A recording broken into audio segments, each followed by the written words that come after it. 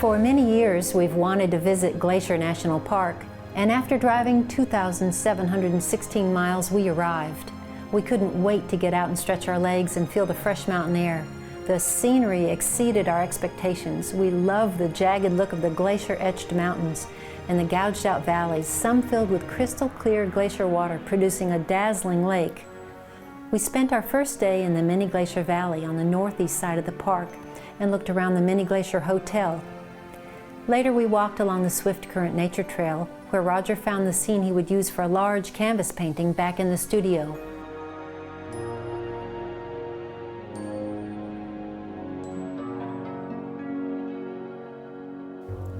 Glacier National Park is a fabulous place to visit. When we were there, I did a number of plein air paintings, and I'll show you some of them now. Now, these paintings were all done on a gessoed masonite board, and I like to work on the boards like this because they don't take up much space while we're traveling. And I love to paint outside because I can see so much more color than I can in any photograph that I take. So there's a nice learning experience by being outside.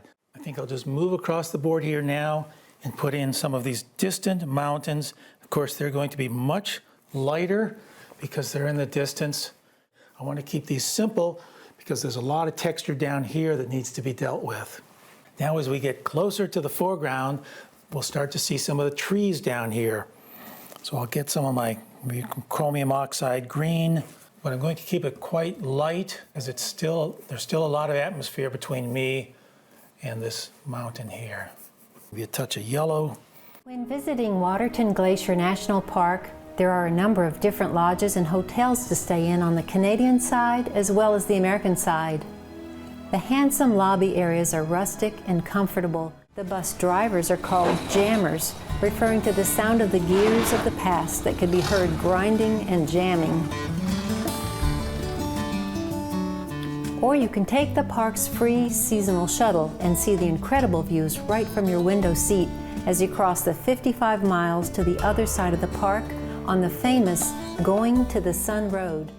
Logan Pass Visitor Center is at the halfway point, so we got off the shuttle to explore and found out that Logan Pass rises to 6,646 feet and is situated on the Continental Divide.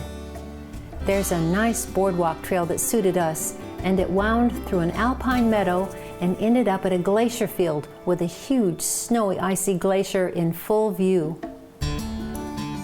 The park rangers are great. Really helpful and friendly.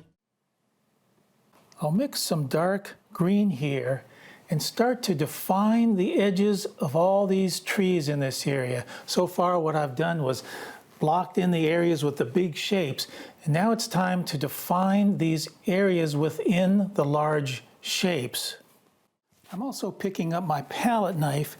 I'm going to use that for some of these areas down here where there may be some branches leading off of these rocks.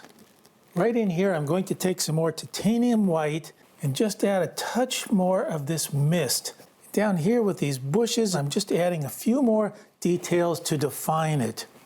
With these mountains back here, I'm adding a few more details right in here where there's some snow and glaciers, and I'm also adding a touch of greens here and there just to pull this all together. I'm adding a few more details right back here to these mountains. And then over here on this mountain, I'm adjusting some of the colors slightly. That's all the time I have on this, but if you ever get a chance to visit the Glacier National Park, be sure and do so. It's a wonderful place with great subjects to paint.